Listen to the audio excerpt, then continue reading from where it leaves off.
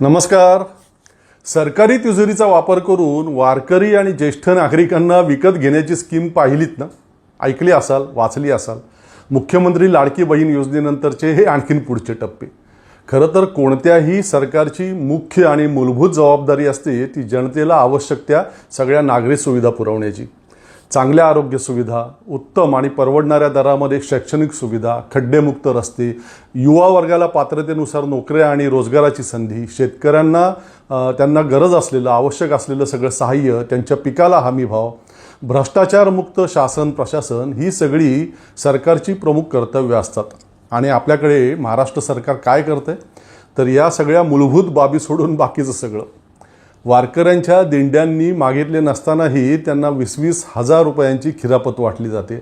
कोणत्याही ज्येष्ठ नागरिकानं, राज्यातील एकाही ज्येष्ठ नागरिकाने मागणी केलेली नसताना आता त्यांना राज्य आणि देशभरातील तीर्थस्थानांची यात्रा घडवण्यासाठी सरकारी तिजोरीतून प्रत्येकी 30,000 रुपयांची उधळपट्टी करण्यात येणार आहे. महिला वर्गाची खरं म्हणजे सुरक्षित आयुष्य, शिक्षण, रोजगार, स्वतःच्या पायावरती उभं राहण्यासाठीची सहकार्याची अपेक्षा होती. परंतु त्याऐवजी महिना 1,500 रुपये त्यांच्या खात्यामध्ये टाकून धूळफेक करण्यात येणार आहे. आणि हे सगळं करणार कसं?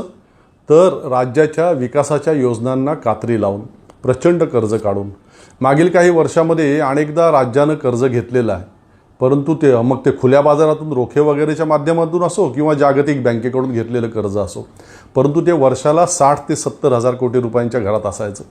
यंदा मात्र ही सगळी उधळपट्टी करण्यासाठी महाराष्ट्र सरकार किती कर्ज घेते ठाऊक आहे तुम्हाला? तब्बल 1,30,000 कोटी रुपयांचं. आधीच राज्यावरती कर्जाचा बोजा झालेला आहे 8 लाख कोटी रुपयांचा, इतका महाप्रचंड. आणि त्यात आता ही प्रचंड वाढ. कॅगने नुकतेच जे काही कडक ताशेरे राज्याच्या आर्थिक स्थितीवरती ओढलेले आहेत ते आपणापैकी खूप लोकांनी वाचले असतील, टी व्हीवरती ऐकले असतील.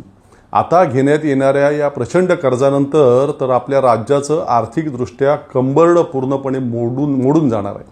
नवीन काही विकास योजना राबवणं तर सोडाच, आधीच्या प्रचंड कर्जाचे हप्ते आणि व्याज भरणं देखील भविष्यामध्ये अवघड होणार आहे. परंतु एकनाथ शिंदे, देवेंद्र फडणवीस आणि अजित पवार यांना या कशाशीही काहीही देणं घेणं नाही. त्या तिघांच्या डोळ्यासमोर केवळ येणारी विधानसभा निवडणूक आहे बस. राज्याची आर्थिक परिस्थिती गेली तेल लावत.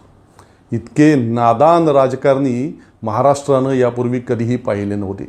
पैशाच्या सहाय्यानं आपण काहीही करू शकतो, कुणालाही विकत घेऊ शकतो, यावर या तिघांचाही ठाम विश्वास आहे. 20,000 रुपयांमध्ये आपण एक दिंडी म्हणजेच त्या दिंडीतील जे काही 100-500 वारकरी असतात ते खरेदी करू शकतो. आणि अशा प्रकारे हजारभर दिंड्यांमधील लक्षावधी वारकरी आपण खरेदी करू शकतो, यावर या तिघांचाही ठाम विश्वास आहे. विधानसभा निवडणुकीच्या आधी 200-400 ज्येष्ठ नागरिकांना राज्यातील सरकारी खर्चाने तीर्थयात्रेला पाठवून त्याचा पुन्हा सरकारी तिजोरीतूनच खर्च करून जाहिरातींद्वारे डांगोरा पिटून आपण राज्यातील लक्षावधी ज्येष्ठ नागरिकांची मतं खरेदी करू शकतो, याची या तिघांनाही प्रचंड खात्री आहे. आणि प्रत्येकी 1,500 रुपयात हजारो महिलांची मतं खरेदी केली जाणारच आहेत. हाय काय आणि नाही काय? चांगली कामं केली असती तर नजीकच्या भविष्यामध्ये हे असले राज्याला खड्ड्यात घालणारे दळभद्री उद्योग करण्याची पाळी या त्रिकुटावरती आली नसती. परंतु अर्थात ती करण्याची यांच्यापैकी कुणातही क्षमता नाही, हे देखील तितकंच खरं आहे. गद्दार लोक आहेत ते. यांनी केवळ आपापल्या पक्षांसोबत, आपापल्या पक्षप्रमुखांसोबतच गद्दारी केलेली नाही तर आपल्या महाराष्ट्राशी सुद्धा गद्दारी केलेली आहे. एकेकाळी प्रगतीचा मापदंड म्हणून पाहिल्या जाणाऱ्या आपल्या राज्याला या लोकांनी अधोगतीच्या खाईत ढकललेलं आहे.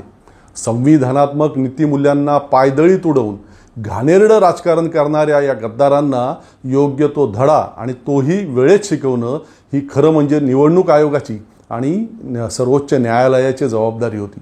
परंतु दुर्दैवानं तसं घडलेलं नाही. आणि म्हणूनच आता येणाऱ्या काळामध्ये आम्हा आपल्या सर्वांनाच निवडणूक आयोग बनावं लागेल.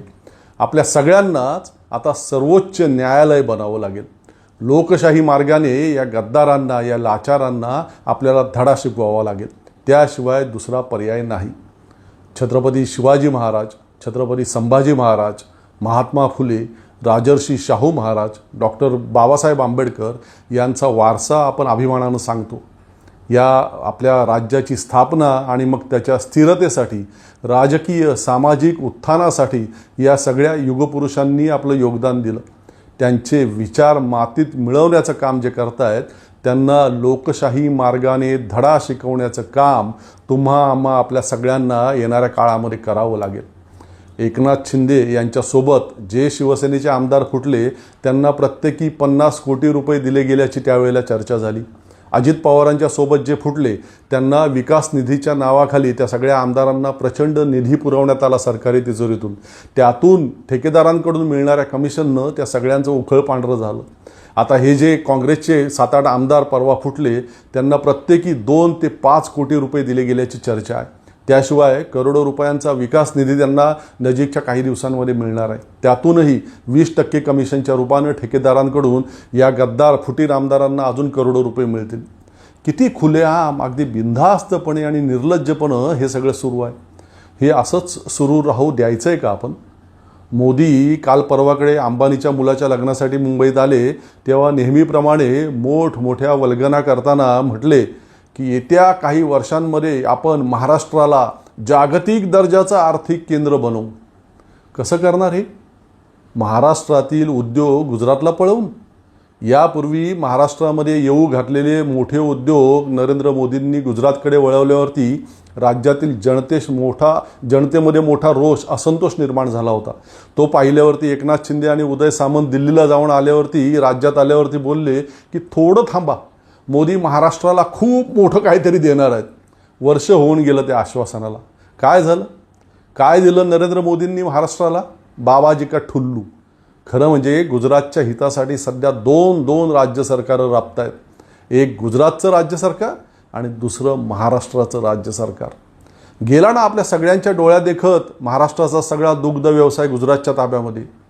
हे हुजरे आणि लाचार लोक सत्तेत कायम राहिले तर असंच होत जाणार आहे सगळं.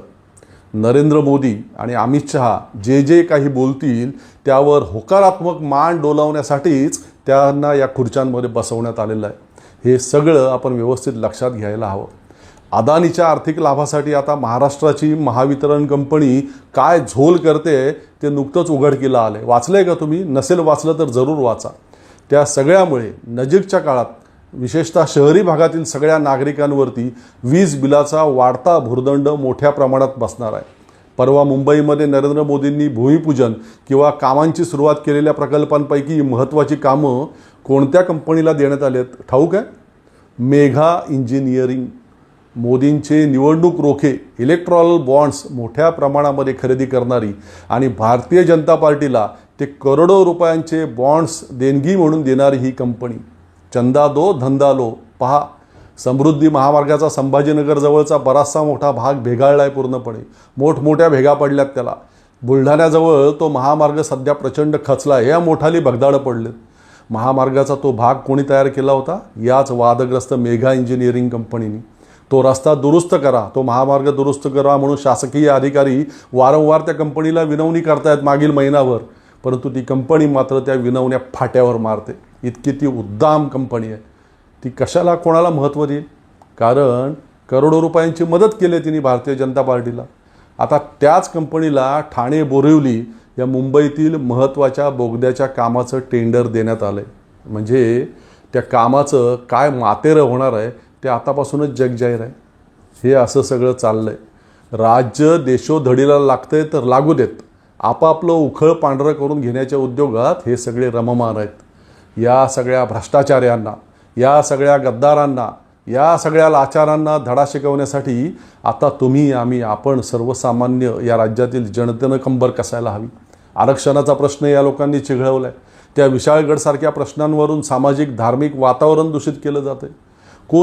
कोणती एक तरी अशी गोष्ट आहे या एकनाथ शिंदे, देवेंद्र फडणवीस, अजित पवार सरकारनं केलेली अशी की तिचं आपण कौतुक करावं? शोध घेण्यासाठी बक्षीस भलं मोठं जाहीर केलं तरी तशी एकही गोष्ट कोणी शोध लावू शकणार नाही.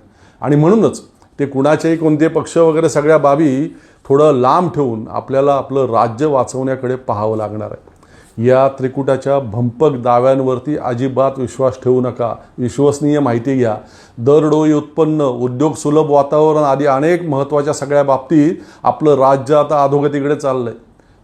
तो प्रवास राज्याचा आपल्या थांबवायचा असेल तर कोणतंही व्हिजन नसणाऱ्या, विकासाचा दृष्टिकोन अजिबात नसणाऱ्या, केवळ आमदार खासदारांची आणि सर्वसामान्य जनतेच्या मतांची खरेदी इतकंच ठाऊक असणाऱ्या या त्रिकुटाला येणाऱ्या काळामध्ये लोकशाही मार्गाचा वापर करून महाराष्ट्राच्या सत्तेपासून दूर करणं ही काळाची गरज आहे. अन्यथा देशातील ज्या राज्यांना आपण बिमारू राज्य असं म्हणतो त्याच्यामध्ये आपल्या महाराष्ट्राचाही समावेश व्हायला आता फार काळ लागणार नाही इतकंच. असो, थांबण्यापूर्वी आपलं नेहमीचं अखेरचं आवाहन, चॅनल आपलं सबस्क्राईब केलं का? नसेल केलं तर प्लीज आता लगेचच करा. एपिसोड आवडत असतील तर लाईक करा, शेअर करा, आपल्या प्रतिक्रियासुद्धा अवश्य कळवा. पुन्हा भेटू लवकरच. तोपर्यंत धन्यवाद.